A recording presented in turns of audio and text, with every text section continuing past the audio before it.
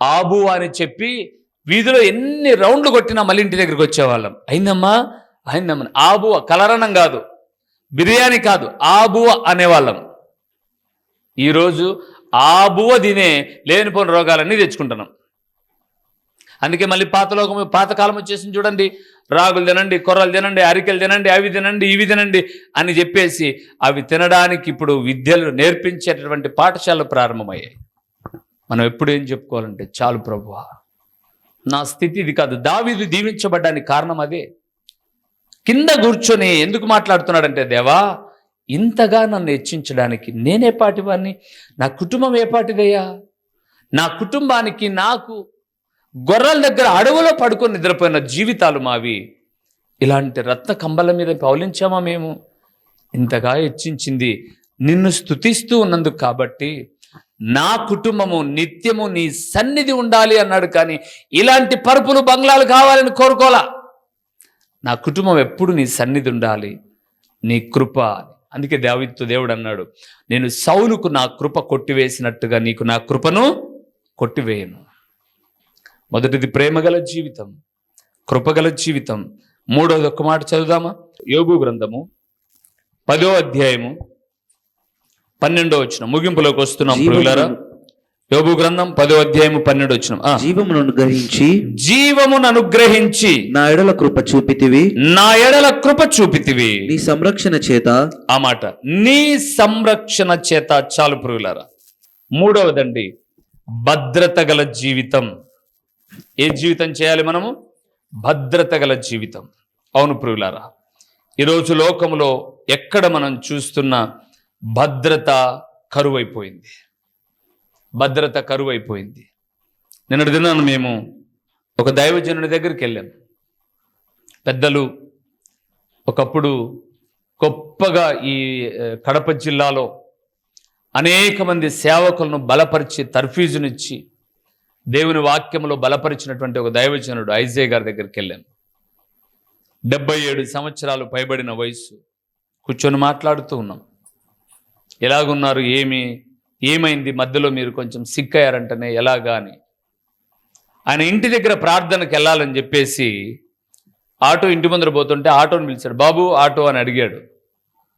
వెల్దుర్తినే ప్రాంతానికి ప్రార్థనకు వెళ్ళడానికి బస్టాండ్కి వెళ్ళాలి ఆయన.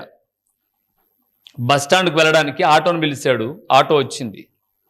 ఆటోలో కూర్చున్నాడు. బస్టాండ్కు పదనాయన అని దానికి కావాల్సిన డబ్బులు ఇచ్చాడు. ఈయన కొంత దూరం ప్రయాణం చేయగానే ఈయనకు స్ట్రోక్ వచ్చింది, బ్రెయిన్ స్ట్రోక్. పడిపోయాడు. ఇప్పుడు సహజంగా ఆటో ఆయన ఏం చేయాలి? 108కి ఫోన్ చేయడము, ఈయన పరిస్థితి ఏమి ఉన్నట్టుండి ఇలాగ అయిపోయింది అని చెప్పేసి, ఇంకా జాలుంటే ఏదైనా హాస్పిటల్లో చేర్చి మళ్ళీ ఏ ఇంటి దగ్గర ఎక్కించుకున్నాడో ఆ ఇంటి దగ్గరికి వచ్చామ్మ నా ఆటో ఎక్కిన మీ ఆయన అని చెప్పాలి. అంత మంచి బుద్ధులు ఉండవు కదండి అందరికీ. ఇతను ఏం చేశాడంటే బస్టాండ్ దగ్గర ఒక చోట దించేసి వెళ్ళిపోయాడు. మనిషిని తీసి పక్కన పెట్టేసి వెళ్ళిపోయాడు. కాన్షియస్లో ఉన్నాడు, అన్కాన్షియస్లో లేడు. మాట్లాడుతున్నాడు, ఏం మాట్లాడుతున్నాడో అర్థం కాలేదన్నమాట. అందుకని పక్కన దించేసి, రోడ్డు పక్కన దించేసి వెళ్ళిపోయాడు. ఒకరోజు అయిపోయింది, 2 రోజులు అయిపోయింది. 2 రోజులకు భయంకరమైన వాన. మనిషి ఇక్కడి నుంచి లేచి అక్కడికి పోగలిగిన స్థాయి కూడా లేదు. ఒక గోడ పక్కన 1.5 దినం దోమలు, వాన, జోరు వానండి. వానలో నానిపోయి పడిపోయాడు. భద్రత కరువైన రోజులు కదా. ఏమైపోయాడు? ఇంట్లో నుంచి ప్రార్థనకి వెళ్ళి ఊరికి వస్తా అంటే ఊరికి రాలేదు, ఇక్కడ లేడు. ఎందుకంటే ఆయన వివాహం చేసుకోలే. తన జీవితాన్ని సేవకు అంకితం చేస్తూ వచ్చేసాడు. సేవలోనే ఉండిపోయాడు. తన దగ్గర ఉన్న బంధువులు, రక్త సంబంధికులు అంతా కూడా ఎవరైనా సేవ నిమిత్తమై ఇచ్చిన ఆ డబ్బులతో మాకు ఏమి లబ్ధి చేకూరుతుంది అనుకున్న వాళ్ళు, కానీ మనిషిని మనిషిగా ప్రేమించిన వాళ్ళు ఎవ్వరూ లేరు. ఈ రోజు వరకు నేను గమనిస్తూ వచ్చాను. ఆయన చాలా అక్కడే వర్షంలో ఉండిపోయాడు. మొత్తం పైన వాళ్ళ కుటుంబ సభ్యులు అంటే తోడబుట్టిన తమ్ముడు, వాళ్ళు వీళ్ళు వెతికారు. ఎక్కడెక్కడో హాస్పిటల్ వెతికారు, ఎక్కడెక్కడో వెతికారు. ఫోను తీసుకోలేదు, డెడ్ అయిపోయింది. చాలా పరిస్థితి. 2 రోజుల తర్వాత ఆ దారి గుండా ఎన్నో వాహనాలు వెళ్ళిపోతుంటాయి, వస్తూ ఉంటాయి. ఆ ప్రక్కన అలాగా గోడ పక్కన పడిపోయింటే ఎవరో తాగి పడిపోయింటారులే అనుకొని ఉంటారు. 2 రోజుల తర్వాత కనుక్కున్నారు, హాస్పిటల్కి తీసుకెళ్లారు. తిరిగి కాన్ఫరెన్స్లోకి వచ్చాడు. భద్రత కరువైపోయిన రోజులు. నాకు తెలిసిన ఒక ఆయన జమ్మలమడుగులో ఉంటాడు, హాస్టల్ వార్డెన్. ఆయన రిటైర్డ్ అయ్యాడు. ఇప్పుడు కార్ డ్రైవ్ చేసుకుంటూ వెళ్ళిపోతున్నాడు. స్ట్రోక్ వచ్చింది. వెనకల భార్య పిల్లలు ఉన్నారు. అది మధ్యరాత్రి. ఆయన అంటాడు, ప్రభువా నాకు అర్థమైపోయింది, నా యొక్క సిమ్టమ్స్ నాకు అర్థమైపోయింది. నేను ఒకటే అడుగుతున్నాను, ఇప్పుడు నేను ప్రక్కన నిలబెట్టినా ఎట్లా బ్రతుకుతానో లేదో గ్యారంటీ లేదు. ఇది మధ్యరాత్రి, ప్రార్థన అయిపు చేసుకొని వచ్చే రాత్రి 11 ఆ టైంలో. ఊరు బయట వచ్చేసారు ఆల్రెడీ. అక్కడ ఎవ్వరు లేరు.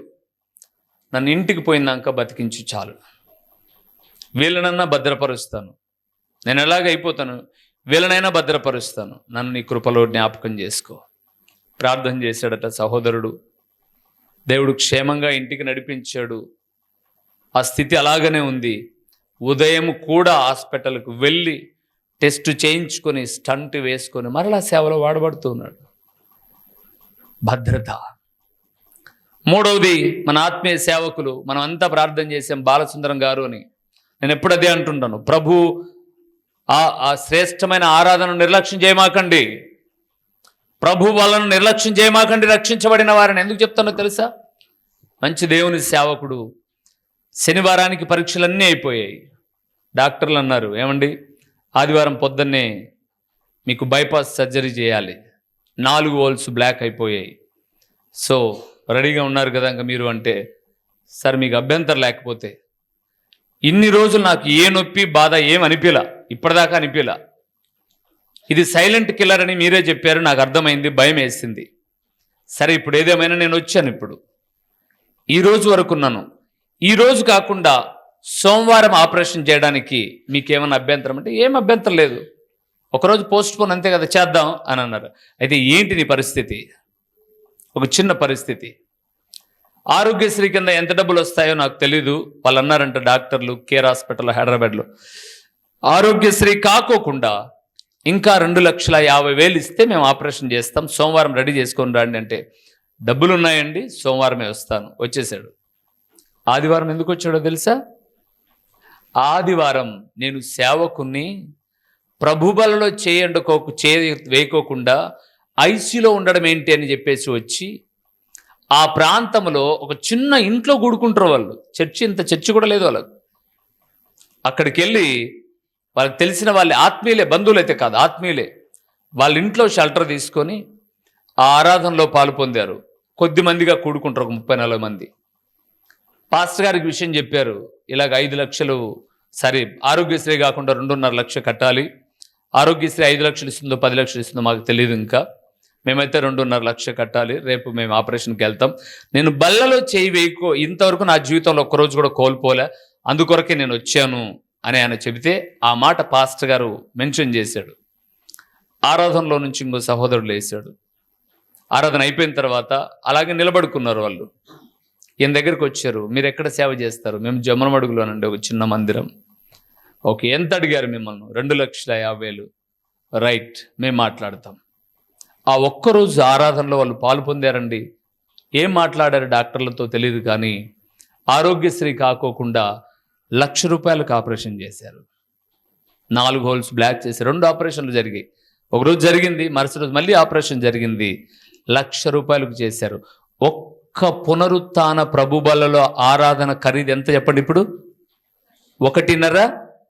మరి నువ్వు కోల్పోతున్నది ఆఫ్టర్ ఆల్ 200 కూలి కొరకు, 300 కూలి కొరకు, బోకులు గడగనీకి, బోలెలు గడగనీకి, కసులు దొబ్బనీకి, వాడొప్పుకోడు వీడొప్పుకోడు. ఏంటండి నువ్వు జీవించే జీవితం? భక్తి జీవితానికి సంబంధం ఉందా? భద్రతనివ్వగలిగిన వాడు ప్రభు అండి. గుర్తుపెట్టుకోండి ప్రియులారా, భద్రత ప్రభు ఇస్తాడు. నేను ఆ మాట అన్నప్పుడు అనుకో, ప్రభును స్తుతించాను ప్రియులారా. ఈ ఆరాధన కాకుండా వాళ్ళ దగ్గర డబ్బులు రెడీగా ఉన్నాయి, చేసేయండి అయ్యా, మళ్ళీ బతుకుతానో లేదో చేస్తానో లేదో అని చెబితే 2.5 లక్షలు కట్టాలి. పాస్టర్ గారు చెప్పారు, ఇక్కడ నుంచి విశ్వాసంలో ఒక ఆయన లేచాడు. ఆరాధనకు ఇంత ప్రాధాన్యత ఇచ్చే వ్యక్తి, ప్రభు బలకు ఇంత ప్రాధాన్యత ఇచ్చే వ్యక్తి. మాట్లాడారు. ఎవరితో మాట్లాడరు, ఏం మాట్లాడరు అనేది మనకు తెలియదు, వాళ్ళు ఆల్రెడీ సిటీలో ఉన్నారు కాబట్టి. మొత్తం పైన ₹1,00,000 ఇవ్వండి చాలు, మేము ఆపరేషన్ చేస్తాం. మా ఖర్చులు ఉంటాయండి, ఆరోగ్యశ్రీ వచ్చేంతవరకు కాదు, ఏదేదో చెప్పారు. మొత్తం పైన వారికి దేవుని మహాకృపను బట్టి ఆపరేషన్ అయిపోయింది, ఆరోగ్యంగా ఉన్నాడు, ఇంకా రాలేదు ఇంటికి. నేను జ్ఞాపకం చేస్తున్నాను, భద్రత కలిగిన జీవితం మనది. అందుకే ఒక మాట చూద్దామా ముగింపులోనికి రాకముందుగా? 144వ కీర్తన 14వ వచనాన్ని చూద్దాం ప్రియులారా. 144వ కీర్తన 14వ వచనాన్ని మనం చూద్దాం. చక్కటి మాట రాయబడింది, మా ఎడ్లు గొప్ప బరువులు మోయగలవి, మా వీధులలో చొరబడితేనను ఉరుకులెత్తుటైనను లేదు, వాటిలో శ్రమగల వారి మొర వినబడుటైనను లేదు. చాలు. అక్కడ రెండో లైన్ చూసారా? మా వీధులలో చొరబడుటైనను. మూడవది ఉరుకులెత్తుటైనను. ఈరోజు జీవితం ఎలాగ తయారైపోయింది? ఉరుకులు పరుగులండి, ఒక్క చోట స్థిరత్వం లేదు. మొన్న ఎవరో ఒక టీచర్ అమ్మ అంటుంది, అదేంటో అన్నా 24 గంటల సమయం సరిపోవడం లేదన్న అంటుంది. 24 గంటలు సరిపోలేదా? ఎట్లమ్మా అంటే, పడుకోవడానికి 8 గంటలు కేటాయిస్తున్నా 6 గంటలే కేటాయిస్తుందట. ఇప్పుడు ప్రత్యేకంగా ఈమె ఉద్యోగం చేసుకుంటూ మళ్ళీ ఇంటి దగ్గర ఒక ఆన్లైన్ జాబ్ చేస్తుందట, దానికోసం ఈమెకు టైం సరిపోలేదంట. అంటే 7-8 గంటలు పడుకోవాలి సగటున ఒక మనిషి మంచి ఆరోగ్యంగా ఉండడానికి. కొంతమంది ఎప్పుడు పడుకొని ఉంటారులేండి ఇంటికాడ ఉంటే, ఆ దరిద్రుల గురించి కాదు నేను చెప్పేది. అదేమో తెలీదు, ఆ కిటికీకి బలి గరుచుకునే చూసినారా? అటెప్పుడు కోడును గరుచుకుంటారట. పొరపాటుగా లాగితే కోడు మంచం కిందన ఫ్లోర్కి సహా లేచి వచ్చేటట్టుగా. ఇంటికాడుంటే ఎప్పుడు నడుములు లేనోళ్ళు మాదిరి, ఎప్పుడు మంచానికి పరమేశం అయిపోయింటాడు. పడుకున్నా ఫోనే, కూర్చున్నప్పుడు ఎటు తిరిగినా ఫోనే, ఫోన్ మాత్రం విడిచిపెట్టరు. సగటున ఒక 8 గంటలు, మంచి నిద్ర అంటే కనీసం ఒక 7 గంటలు. కానీ ఇక్కడ అన్నాడు, ఉరుకులెత్తుట పరుగులెత్తుట అయిపోయింది జీవితం. టెన్షన్స్ ఎప్పుడు కూడా ప్రమాదాన్ని తీసుకొస్తాయి. టెన్షన్ ప్రమాదాన్ని తీసుకొస్తాయి, గుర్తుపెట్టుకోండి. రేపు ప్రయాణమా, కావలసినవన్నీ ఈరోజు సర్దేసుకోండి, ప్రశాంతంగా వెళ్ళిపోవచ్చు. తీరంగా ప్రయాణం అయిపోయేటప్పుడు ఎడబెట్టావు ఇది కనపల్లా అది కనపల్లా అని ఈడు అరుస్తుంటాడు, ఆయన అరుస్తుంటాడు. ఆ టైంలో వీడు మా గుండి పోయింది మా అంటాడు వచ్చి, షర్ట్ గుండి పోయింది మా అని వస్తాడు వచ్చి. ఆ గుండి పోయింది మా అంటే సహజంగా కొత్త గుండి కిందన వేసినా 4 రౌండ్లు తిరుగుతుందో తెలియదు, కానీ ఈయన మాత్రం తిప్పి ఇప్పిగేసి ఇప్పుడు అడిగేది అని పెడా పెడా పెడా అని కొడతారటే. ఇప్పుడు వీడు నేను రానిపో అంటాడు. ఎంతసేపు ప్రయాణం, బస్సు ఏమన్నా మీ వాళ్ళు కట్టించినారా అని అంటాడు. ఇప్ప ఈమెమో సర్దాలి, తీరా అన్ని సర్దేసరికి ఆ బ్యాగ్ జిబ్బు పడదు. మళ్ళా వాడిని తెచ్చిన పైన కూర్చోబెట్టాలి బ్యాగ్ మీద. వీడు కూర్చొని 2 ఒత్తులు ఒత్తితే అప్పుడు జిబ్బు పడుతుంది. ఏమంది టెన్షన్స్ అవసరమా? హ్యాపీగా ముందు రోజే అన్ని సర్దుకొని సంతోషంగా. ఆదివారం ఆరాధన కూడా అంతే, ఇప్పుడు అలాగే తయారైపోయింది. ఆదివారం ఆరాధన కూడా అంతే. ఆయన ఏం అడుగుతుందేమో అని చెప్పేసి ఎలాగ తొందర అండి, హడాబిడి ఆడిబడి అలాగ ఉండకూడదు. రేపు ఆరాధన కదా ఆదివారం, శనివారం సాయంత్రానికే రేపటికి కావాల్సిన డ్రెస్ ఏది, నీకు ఒకవేళ ఉదయాన్నే సమకూర్చుకోగల జ్ఞానం అంటే వేరే విషయం, డ్రెస్ ఏది, పొద్దున ఏ టిఫిన్ చేయాలి, లేకపోతే ఏంటి పరిస్థితి, ఇవన్నీ చూసుకొని హ్యాపీగా ఒక 5 నిమిషాల ముందు వచ్చి మోకాళ్ళు, దేవా వారమంతా కాపాడావు, ఎంత గొప్ప దేవుడవు తండ్రి, నా కళ్ళ ముందు ఎంతమంది రాలిపోయారు, నాకు భద్రత ఇచ్చావని నేను నిలబడుకొని పాట పాడుతూ ఉంటాను. చాలా చక్కగా పాట తీసుకొని నీవేనా మంచి కాపరివి అంటంట. అందరూ కూడా అదే పాటలో ఏకీభవించి పాడుతూ అంటారు. అప్పుడు వచ్చేది ఒక అమ్మ వచ్చి టొంకుంటుంది, వచ్చి వాకిలి కాడికి వచ్చి, నేను వంకుందునా పాట పాడుతురా. నీకు ఆ బుద్ధి ఉంటే, ఆ జ్ఞానం ఉంటే 5 నిమిషాల ముందు రావచ్చుగా. నీకు బిల్ కలెక్టర్ పనులు సంతకాలు పెట్టినకి పోయినా నువ్వు మున్సిపల్ ఆఫీస్కు, ఎక్కడికి పోయినా నీకు శ్రద్ధ లేదు, బాధ్యత లేదు, భయం లేదు. దున్నపోతు మీద పడిన చినుకులు ఏమాత్రం చలనం లేనట్టుగా చలనమే లేదు. దేవుడనే భయం లేదు నీకు. కొన్ని ఏళ్ళు పని చేసావు, నీ పనిలో 10 నిమిషాలు ముందు రావడం తెలుసు, ప్రభు పాదాల చెంతకు 10 నిమిషాలు ముందు రావడం తెలియదు. ఉరుకులు, చెప్పండి, ఉరుకులు పరుగులు. నేను అందులో కీర్తనాకారుడు అన్నాడు అన్నమాట. హ్యాపీగా రా ఒక 5 నిమిషాల ముందు. ఇంకా కొంతమంది వాకిలి కాటికి వచ్చేసి ఇట్లా ఎత్తారు చెయ్యి, ఎట్టేవన్నీ ఉంటారు నరుకుతామని. నోరు తెరవదు. ఇప్పుడు ఇట్లా చేయి ఎత్తినప్పుడు నోటి నుంచి ఏం రావాలి? నేను పాట పాడుతున్నానులే, నువ్వు ఎటు పాట పాడవు. ఆ నుంచి వచ్చేటప్పుడు మీరు ఏం చెప్పాలి? చెప్పండి, ఏమనాలి? వందనాలు అని అంటే ఆ పెదాలు లిప్ మూమెంట్ తెలుస్తుంది కదా. సరే అని అంటారు. నేనంటూ చెప్పలేను కాబట్టి. మీకు లాస్ట్కి ఏ జబ్బు వస్తుందో చెప్పమంటారా? వృద్ధాప్యం వచ్చిన తర్వాత గుడ్లగూబను ఎంతమంది చూసినారు? చెప్పండి ఒకసారి. గుడ్లగూబను ఎంతమంది చూసినారు? గుడ్లగూబను చూసినారా? అదేం చేస్తుంది తెలుసా? చెట్టు మీద కూర్చుంటుంది. ఫస్ట్ భయపడతాను, రే మా గుడ్లగూబరు అంటే, ఓయమ్మ ఇదేమన్నా వచ్చి గుడ్లు బిక్కుంటుందేమని భయపడతాంటివి. ఏం కాదు, అది చెట్టు మీద కూర్చునేదంటే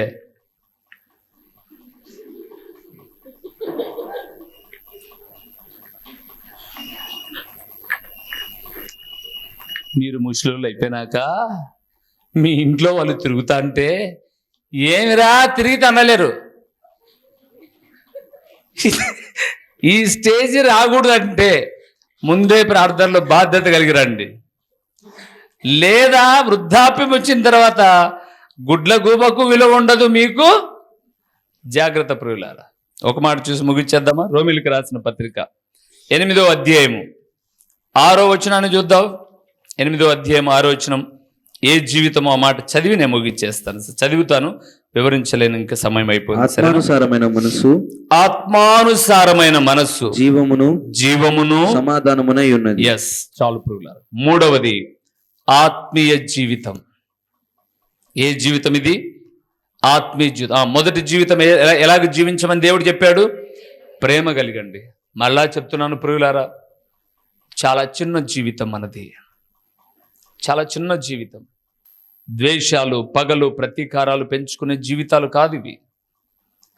ప్రేమ కలిగి, బైబిల్ గ్రంథంలో మీరు చూడండి, సిరియనులు దండెత్తొచ్చారు దేవుని ప్రజల మీదకి.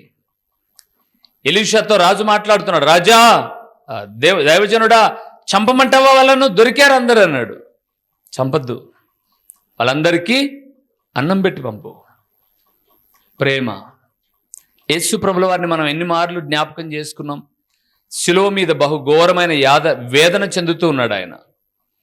ఆ సమయంలో కూడా ఆయన పలికిన ప్రతి పలుకు దేనితో ముడిపడి ఉంది? ప్రేమతోనే. తండ్రి వీళ్ళకి తెలియదులే అంటాడు చూడండి. ఇదే మాట మనమంటే తెలియదు అంటే, తెలీదు నువ్వు అంటున్నావట తెలియదని. తెలియక కాదు, మదమెక్కి తెలియదంట. తెలీదు ఎందుకు తెలుదున్నానికి?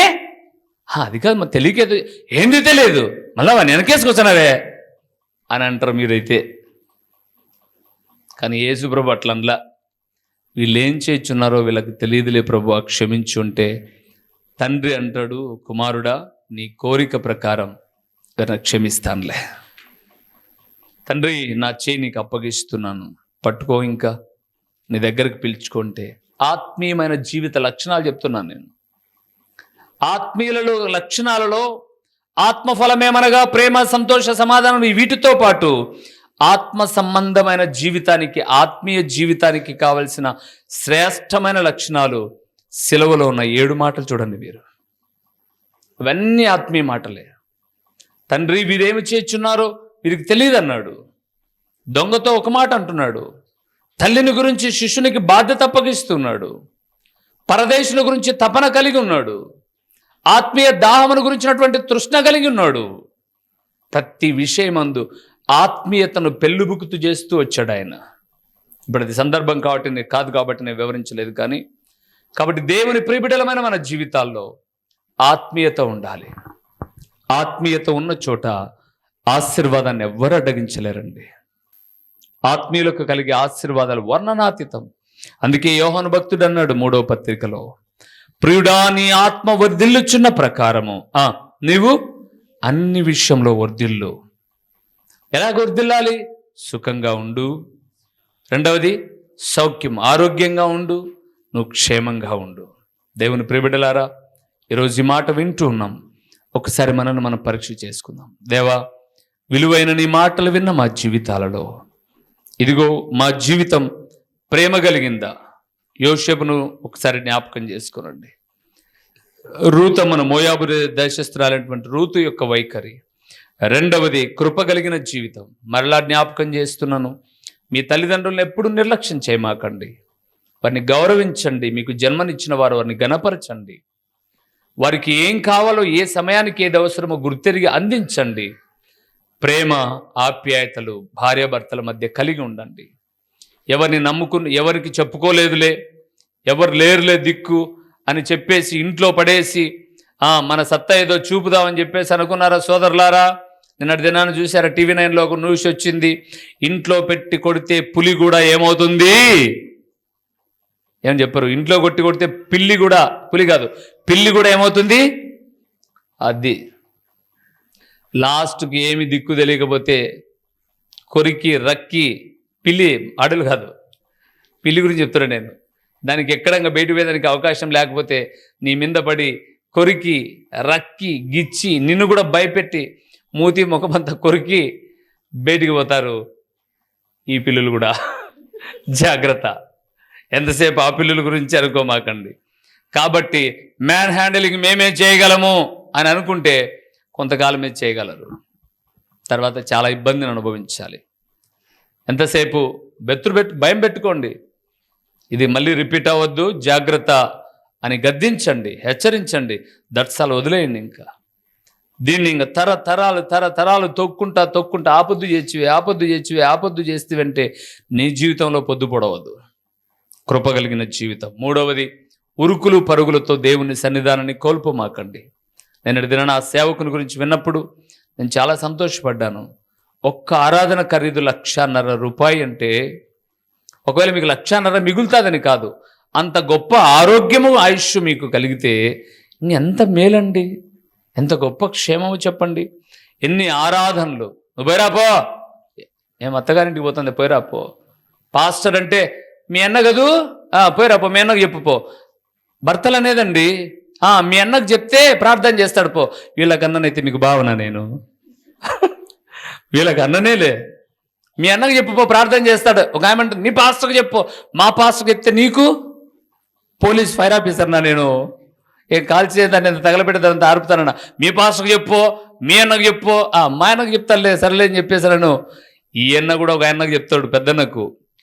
జాగ్రత్త, అలాగే మాట్లాడకూడదు. దీన్ని అంటారు, ఏమంటారు, ఏదో వలపక్క భేదాలు. ఈ భేదాభిప్రాయాలు ఉండకూడదు. మనమందరం దేవుని ప్రియబిడ్డలం అంతే. వీళ్ళకు అన్నే, మీకు అన్నే. మీకు పాస్టరే, వీళ్ళకు పాస్టరే. సపరేట్గా ఏమిలే. పాస్టర్ అని చెప్పేసి అంటే గౌనే వేసుకుంటాడు అనుకోమాకండి. అది వేసుకునే వాళ్ళకు ఆధిక్యత వాళ్ళది వేరు, దేవుడు మాకు ఇచ్చినటువంటి ఆధిక్యత మాది వేరు. అలాగని చెప్పేసి తాడు కట్టుకోవాలని చెప్పేసి అంటే నేను తాడు కట్టుకోవాలని కొనకరాడు కట్టుకుంటా. ఎవరు వద్దన్నారు? అది కాదు ముఖ్యం. వైరాగ్యము కలిగిన జీవితం ఉందా లేదా? ప్రతిష్ట కలిగిన జీవితం ఉందా లేదా? వాక్య జ్ఞానము కలిగి ఉన్నారా లేదా? ఇది ఆలోచన చేయాలి. కానీ అమ్మా ఊరుకో. ఒక ఆయన అంటున్నాడు, మరి దుర్మార్గంగా, పాస్టర్ గారు మీరు దేవుని సేవకుడై ఉండి ఇలాగ చేయొచ్చాను. ఏం చేశాను నేను? ఏంటండి, వ్యర్థమైనటువంటి వ్యసనాలకు ఉండడం తప్పు కదా, మీరు తాగారని చెప్పారంట. అమ్మా కూర్చోకమాట చెప్తా నీకు అన్నాడంట. చెప్పండి. మా ఆయన అరుస్తున్నాడు, అసలుకు ఏం చెప్తాడు తాగినోడు అని చెప్పేసాను అన్నారు అని చెప్పేసానంటే ఆయన అన్నాడంట, అమ్మా గేదె గిడ్డి తింటుందా? తింటుంది. ఒట్టి గిడ్డి తింటుంది బాబు, పచ్చిగడ్డి తింటుంది, తౌడు తింటుంది బాబు. ఏం తింటే నీకేమమ్మా గేదె పాలే కదా ఇచ్చేది. దీని లాజిక్ చూడండి. గేదె ఏం తింటే నీకు ఇచ్చేది పాలే కదా, నేను ఏం చేసినా పర్వాలేదు నీకు వాక్యం చెప్తామ్మా అన్నాడంట. నేను అన్నాను, ఆమెతో అనలేదు కానీ బాగుండదు స్త్రీ కాబట్టిని, గేదెతో పాలే కాదు మూత్రం కూడా వస్తాయి. తాగుతారా? ప్రతిష్టత ఉండాలి ప్రియులారా. ఏం చేసినా ప్రార్థనే, ఇంటికాడ మా జీవితం మాదే అని అంటే దేవునికి లెక్క చెప్పాలి. అందుకే ఇట్టి జీవితాన్ని మనం కలిగి ఉందాం. దేవుడు దీవిస్తాడు. లేచి నిలబడదాం, ప్రార్థన చేద్దాం. ఒక్కసారి దేవా, నీవు మా అందరికీ దయచేసిన ఈ జీవితాన్ని ఇలాగ మేము కొనసాగించడానికి నీ కృపలో జ్ఞాపకం చేసుకుని ఆయన ప్రేమగల జీవితం, కృపగల జీవితం, భద్రత గల జీవితం, ఆత్మీయ జీవితం మేము మా జీవితకాలం అంతా కొనసాగడానికి కృపనివ్వు అని ప్రభు సహాయాన్ని కోరదాం. ప్రార్థన చేసుకుందాం. ప్రార్థన చేద్దాం. మహాగణుడవైన దేవా, మహోన్నతుడవైన పరలోకపు తండ్రి, మీ ఘనమైన నామమునకు స్తోత్రములు చెల్లిస్తూ ఉన్నామునైనా. స్తుతినందదగిన పరిశుద్ధుడు అయిన దేవుడవు తండ్రి,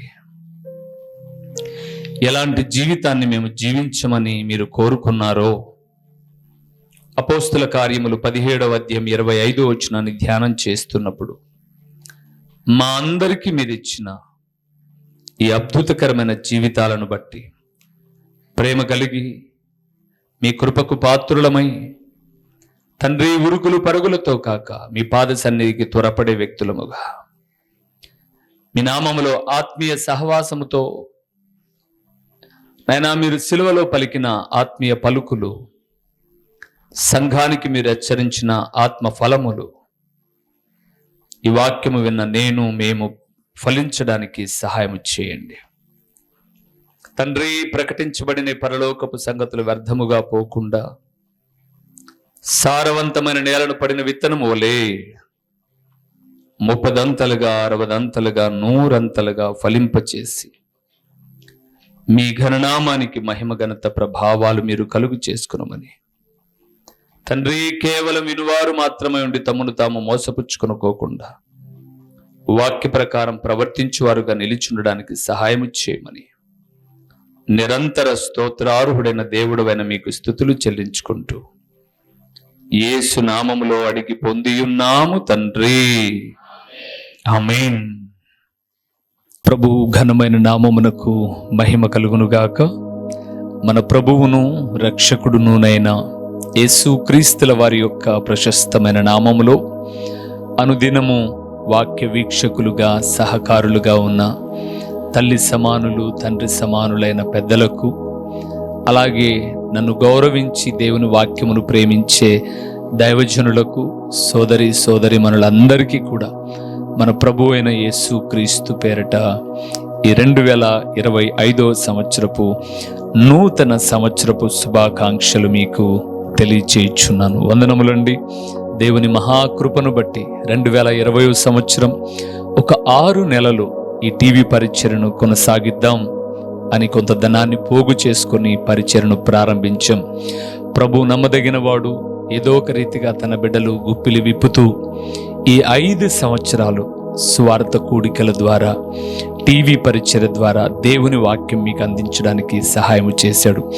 ఈ 5 సంవత్సరాలలో కేవలం ఈ టీవీ పరిచర్య ద్వారా మాత్రమే 1800 పైబడిన సందేశాలు ప్రభు మీతో మాట్లాడాడు. ఇందులో నా గొప్పతనం ఏమి లేదండి. 1800 పైబడిన సందేశాలు మీ కుటుంబాలను దర్శించాయి. ఇక ముందుకు కూడా నేను అప్పుడే సందేశాలు కొన్నిటిని సిద్ధపరిచాను. సహాయము ప్రభువు చేయాలి. అందులో తన సహాయాన్ని, తన బిడ్డలను ప్రోత్సహించి గుప్పిలి విప్పుతూ ఉన్నప్పుడు నమ్మకమైన పరిచర్యలో వాటిని వెచ్చించి నశించిపోతున్న ఆత్మలను రక్షించడానికి, రక్షించబడిన ఆత్మలను ప్రభు రాకడకు సిద్ధపరచడానికి ప్రయత్నం చేస్తాం. ప్రియులారా, దయతో ప్రార్థించండి. మీ ప్రార్థన సహకారంలో జ్ఞాపకం చేసుకునండి. వాక్యము కరువైపోతున్న దినాలలో కేవలము వాక్యము మాత్రమే 30 నిమిషాలు ప్రకటించడానికి ప్రభు సహాయం చేయలాగున రానున్న దినాలలో కూడా మరికొన్ని నూతనమైన విషయాలు ప్రభు మీతో మాట్లాడులాగున మీ ప్రార్థనలో జ్ఞాపకం చేసుకొనండి. మరొక్కసారి నన్ను అభిమానించి దేవుని వాక్యమును ప్రేమించే నా ప్రియులైన మీ అందరికీ ఈ సంవత్సరము దీవెనకరముగా, ఆశీర్వాదకరముగా ఉండాలని కోరుకుంటూ నిండు మనస్సుతో మీకు వందనములు తెలియచేయచ్చు మీ దైవజనుడు ఓ రూబేన్ గారు, పులివెందుల.